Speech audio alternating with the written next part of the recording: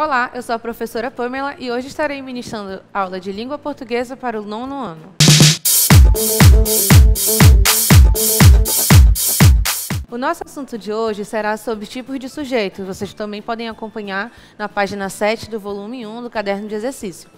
Vamos analisar o que seria, primeiramente, na aula anterior, eu falei o que seria o sujeito, né? O sujeito, ele sempre vai fazer a ação expressa pelo verbo, na maioria das vezes. Então, assim, a gente tem que identificar a quem o meu predicado está se referindo. E é dessa forma que nós iremos analisar os tipos de sujeito. Então, o primeiro que eu vou ter se chama, sujeito simples, tá? É quando ele vai ter apenas um núcleo. Então, eu vou analisar aqui, ó, Maria gostava de sorvete. Qual seria o meu sujeito? De quem a questão do verbo gostava aqui, ó? A quem ele está se referindo? A Maria. Vamos analisar o primeiro tipo de sujeito que nós vamos ter. Sujeito simples. Ele tem apenas um núcleo, ou seja, o meu verbo se refere somente a uma pessoa, né?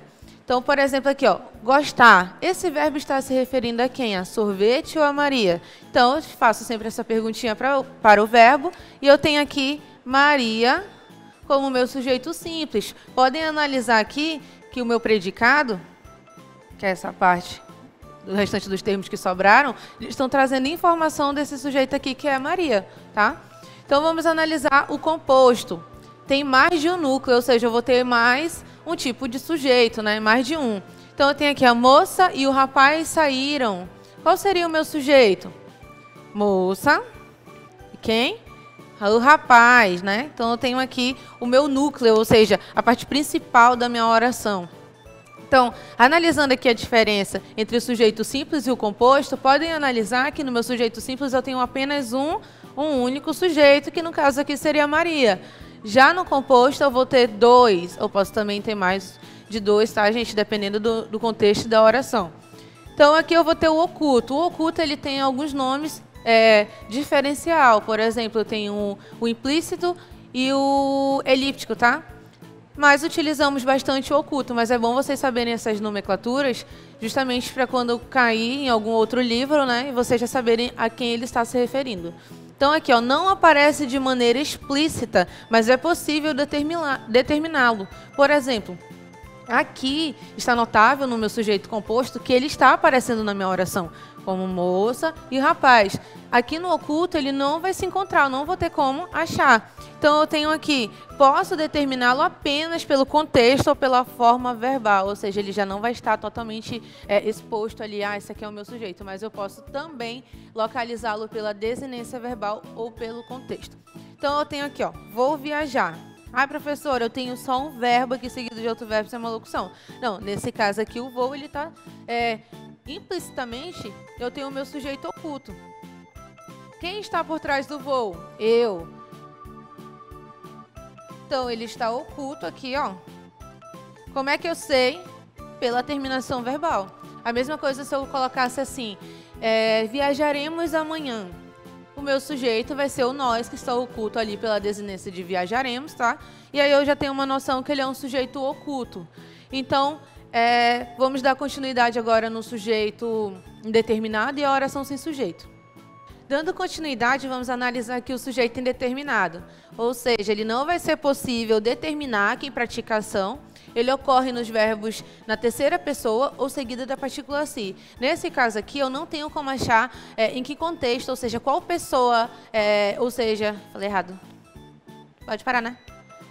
Então, aqui eu não vou ter como identificar quem é o sujeito da oração, de forma alguma. Por exemplo, no sujeito simples, eu consigo determinar, né, que tipo de sujeito ocorreu, ou seja, ele fez aquela ação. E aqui nesse sujeito indeterminado, eu não consigo achar. Eu não posso dizer se foi uma pessoa, se foi um animal, se foi, sei lá, qualquer outro tipo de coisa que eu não consigo identificar. Então, vamos analisar aqui. Disseram verdades e precisa-se de paz. O indeterminado, ele vai, como ele explicou aqui, ó, vai aparecer na terceira pessoa. Então, o meu verbo aqui, ó, disseram, ele está na terceira pessoa do plural, verdades. Então, eu não tenho como identificar quem foi que disse algo. Se foi fulana, se foi João, se foi Maria, se foi ciclano, não tenho como identificar. Então, ele está aqui na terceira pessoa do plural. Aí ele vai dizer, ou seguido da partícula si, precisa-se. Então, eu também vou ter um sujeito indeterminado porque eu não especifiquei quem está sendo ali expresso pela minha oração. disseram. Esse verbo aqui também tem a regrinha básica da transitividade verbal. Ele pode aparecer também da forma transitiva direto, que é nesse caso aqui, podem analisar que ele não tem uma preposição, e pode também aparecer também exercendo um favor de transitivo indireto, ou seja, vai exercer um papel de preposição. Então, eu tenho aqui precisa-se. Quem precisa, precisa de algo, então ele sempre vai precisar de um complemento. Então, aqui eu tenho o meu complemento, que é a preposição. Então, é essa regrinha aí que a gente analisa do sujeito indeterminado. Não consigo identificar ele pelo contexto, mas posso analisar se a terceira pessoa, se a transitividade também da partícula se está fazendo ali o papel de preposição. Eu vou ter um sujeito indeterminado. Sujeito inexistente. Não haverá sujeito em orações cujos verbos, a ação da natureza, ou seja, ele vai expressar um fenômeno da natureza. Trovejou a noite toda. Então, eu sei que o meu verbo trovejou, ele é o meu sujeito. Então, nesse contexto, eu já sei que tem uma oração sem sujeito ou sujeito inexistente. Ela tem esses dois nomes também. Então, eu vou ter aqui os verbos do impessoal. Fazer, haver também, e o estar. Eles são esses três tipos de verbos que aparecem numa oração impessoal, tá? Vamos analisar agora aqui, ó. Faz frio em SP. Se eu já inicio a minha oração com faz, eu não preciso nem bater muita cabeça na hora da análise. Eu já sei que vai ser um sujeito inexistente, tá? Pela regrinha dos verbos impessoal. Também vou ter aqui, ó, havia 20 pessoas lá. O verbo haver também faz parte da regrinha, tá? Então, nesse caso, havia 20 pessoas lá, não tenho como dizer que esse é realmente o meu sujeito. Então, a minha oração realmente não tem sujeito por causa desses verbos no modo impessoal ou verbos que apresentam o fenômeno da natureza.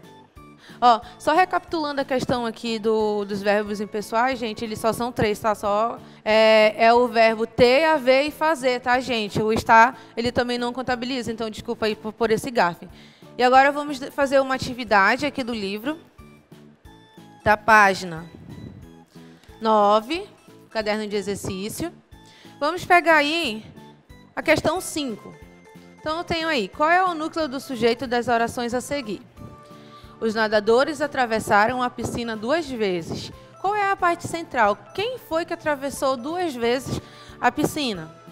Vocês vão marcar aí a parte central, é nadadores. B. Muitas plantas aquáticas enfeitam o lago do parque. Qual é o meu sujeito? Quem é que enfeitam aí o lago do parque? Plantas. Crianças felizes e mães satisfeitas aplaudiam o espetáculo. Então, aí eu já posso analisar que eu vou ter 2 tipos de sujeito, que seria o sujeito composto, né? Quer dizer, eu vou ter 2 núcleos. Então, eu tenho aí crianças e mães. D. Enfeitavam a mesa pequena... enfeitavam a mesa pequenas flores azuis. Quem é que enfeitava a mesa?